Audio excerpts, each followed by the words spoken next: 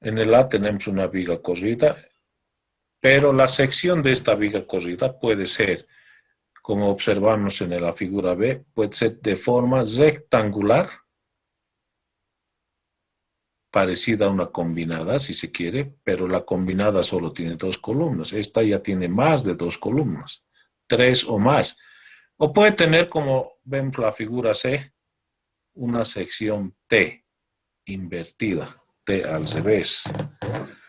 Incluso puede ser L, no tenemos aquí el dibujo, pero puede ser de sección en L también. Entonces, podemos definir una viga de fundación como un elemento estructural de hormigón armado cuya finalidad es la de transmitir las cargas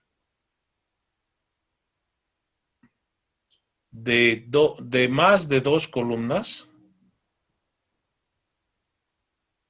en una o en 2 direcciones hacia el suelo. Aquí en la figura vemos solo una dirección, pero puede estar en 2 direcciones o en más direcciones. Entonces, de esa forma entendemos lo que es una viga de fundación. ¿Y cuándo utilizamos una viga de fundación?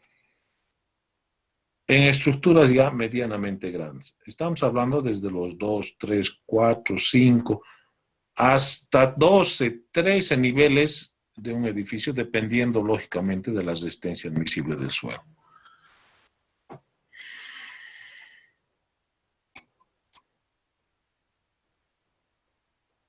Y aquí observamos los casos de excentricidad. Aquí vemos una viga, 4 columnas, en realidad n columnas.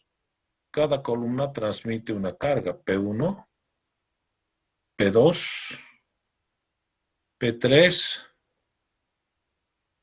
P sub n. Y como estas cargas no son iguales, si ustedes lo han visto en las columnas, sería mucha coincidencia que sean iguales. Como son diferentes, entonces el suelo reacciona, como vemos en la primera figura, reacciona con una presión de abajo hacia arriba. Y tiende, y no es rectangular, tiende a ser trapezoidal. O sea, no es un trapecio exacto, ¿no ven? No hay nada exacto en el suelo. Pero tiende a tomar esa forma. En la figura seguramente la carga P sub 3 y P sub n son más grandes que P1 y P2. Por eso la presión hacia la derecha es más grande que la presión hacia la izquierda como reacción del suelo, y entonces obtenemos pues esa reacción de forma trapezoidal.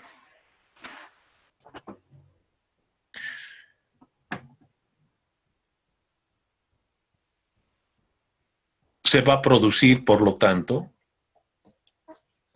en el lado donde las cargas son más fuertes, una presión máxima a la derecha. Ahí está mi cursor, una presión máxima. Y se va a producir al lado izquierdo, donde las cargas de servicio en las columnas son menores, una presión mínima.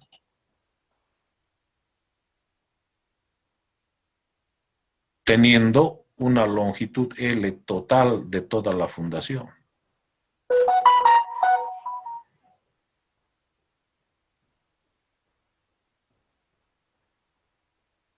El ancho de la fundación es B, como podemos ver ahí, B minúsculo.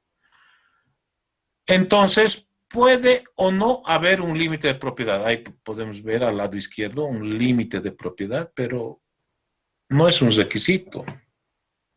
Puede que exista, puede que no.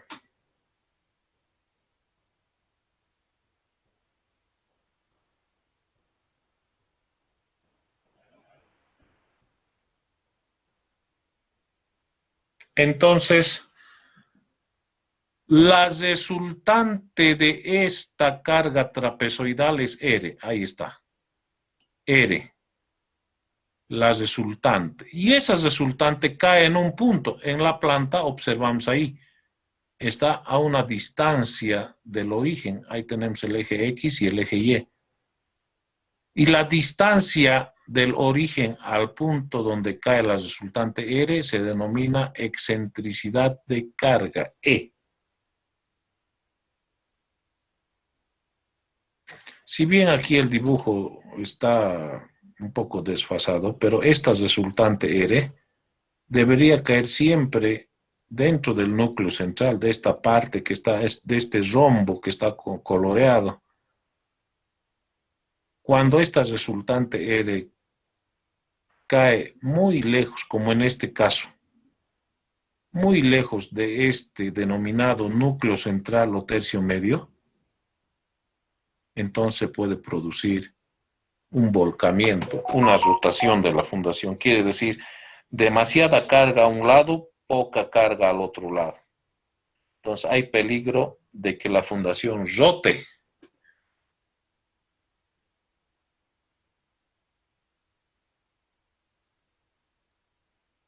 Y eso es lo que tenemos que evitar. ¿Cómo se evita? Aquí está el núcleo central o tercio medio de la fundación. Y tiene este núcleo central la forma de un rombo, es una zona imaginaria.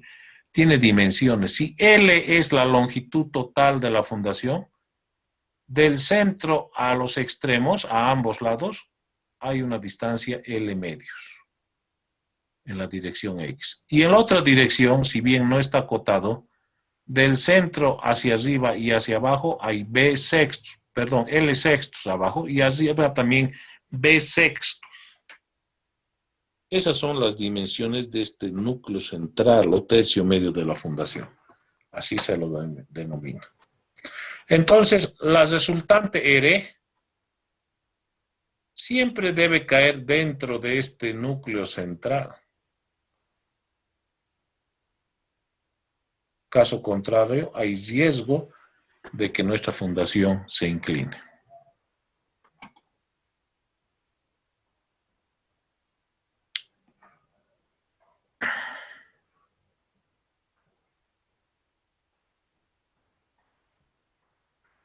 Y tenemos ahí la ecuación general. La presión es la resultante R sobre el área de la fundación más o menos el momento sobre la inercia por X. Reemplazamos las resultantes, la sumatoria de todas las cargas. El momento es la resultante por la excentricidad, el área en planta B por L, la inercia B, L al cubo sobre 12. Yo quiero saber las presiones en los extremos, entonces X va a valer más menos L medios. Por lo tanto, obtengo la ecuación 4.2. La presión es igual a la resultante R sobre B por L, que multiplica a 1 más menos 6 veces la excentricidad E sobre L.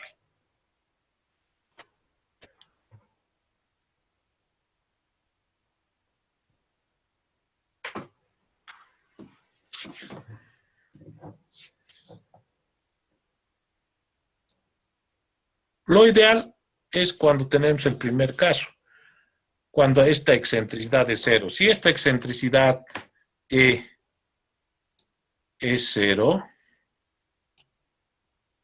entonces quiere decir que la resultante cae justo en el centro de gravedad en planta de nuestra fundación. Y por lo tanto la reacción del suelo, dirigida de abajo hacia arriba en la base de nuestra fundación, tiene la forma, o por lo menos tiene la tendencia a ser rectangular. No será un rectángulo perfecto, pero tiene esa tendencia.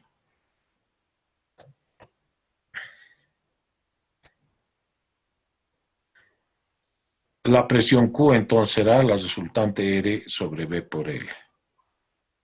Pero los otros casos, fíjense, ya cuando tenemos excentricidades, por ejemplo, el segundo caso, hay una excentricidad, pero es menor a L sextos. La resultante no coincide o no cae en el centro de gravedad. Está a un lado.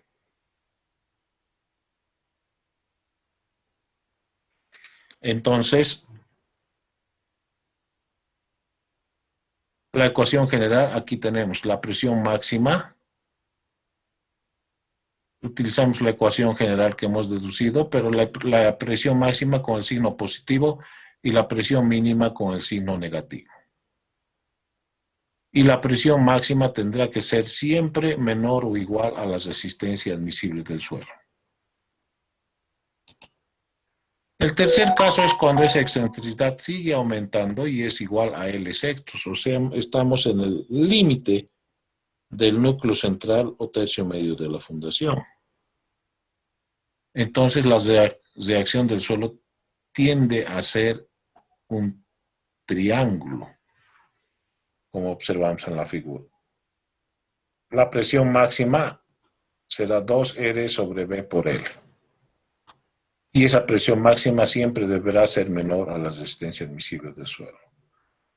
La otra situación y la más conflictiva, la más crítica, es cuando la excentricidad sea mayor a L sextos.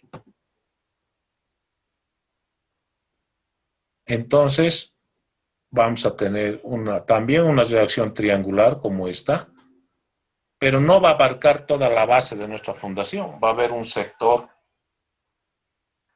que no va a estar sometido, el suelo no va a estar sometido a compresión. O sea, esta reacción triangular va a ser solo en una parte de la fundación. Es un caso muy crítico. Y eso se va a dar justamente, como les dije, cuando la resultante R caiga fuera del núcleo central. ¿Cómo evitamos eso? Eso quiere decir que las cargas de la columna del lado derecho son mucho más grandes que las cargas de las columnas del lado izquierdo. Entonces, las cargas en las columnas del lado derecho hay que disminuir. ¿Cómo disminuimos esas cargas? Ya en la superestructura, en el lado derecho de la superestructura, habrá que disminuir el peso. En lugar de utilizar losas macizas, habrá que usar losas aligeradas en ese lado derecho. Habrá que disminuir espesores de contrapisos, habrá que disminuir secciones de vigas en ese lado. Espesores de muros, todo lo que sea pesado para bajar esas cargas y así escapar del caso 4.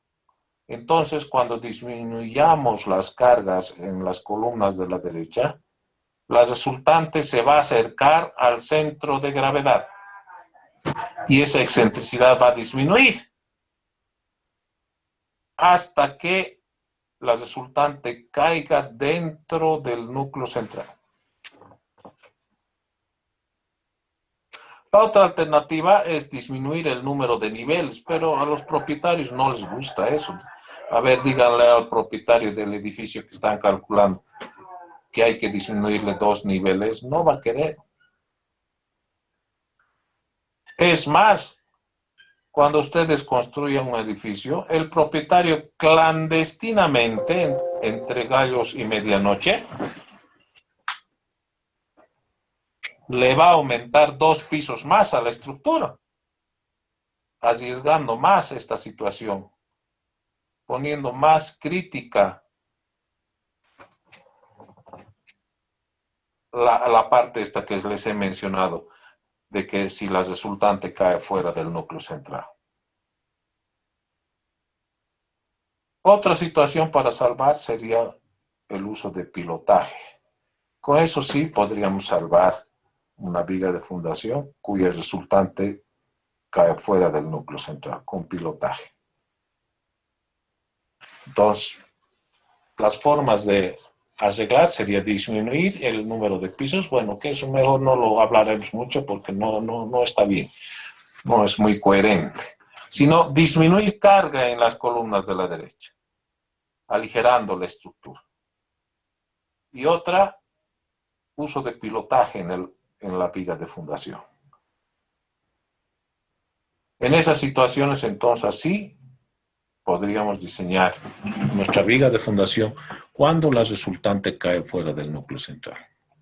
Si nuestra resultante cae dentro del núcleo central, entonces comenzamos a diseñar la viga de fundación en una dirección.